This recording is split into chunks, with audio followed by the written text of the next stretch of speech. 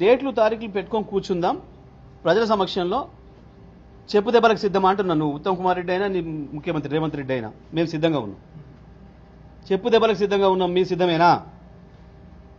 Congress party ప్రభుత్వంలోనే ఇది జరిగింది, యూపీఏతోనే ఇది జరిగింది, రీఆర్గనైజేషన్ యాక్ట్ వచ్చినప్పుడే ఇది జరిగింది అని నేను అంటున్నా. ఆ ద్రోహానికి బాధ్యులు మీరే.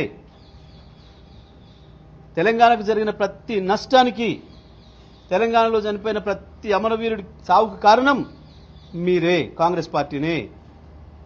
ఉన్న తెలంగాణను తీసుకుపోయి ఆంధ్రప్రదేశ్లో కలుపుతున్న నాడే వ్యతిరేకించినప్పుడు నలుగురిని కాల్చి చంపిన పాపం మీ కాంగ్రెస్దే.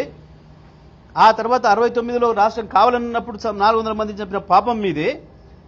ఆ తర్వాత 2004లో పొత్తు పెట్టుకొని ఇవ్వకుండా సతాయించి ఆఖరికి కేసీఆర్ దీక్ష తర్వాత ఇచ్చినాక కూడా మళ్ళీ ఇచ్చిన ప్రకటన వెనుకకు తీసుకొని ఆంధ్రాలో కృత్రిమ ఉద్యమాన్ని సృష్టించి ఇక్కడ కూడా 400-500 మంది పిల్లలు మళ్ళీ చనిపోవడానికి కారణం కూడా మీ కాంగ్రెసే.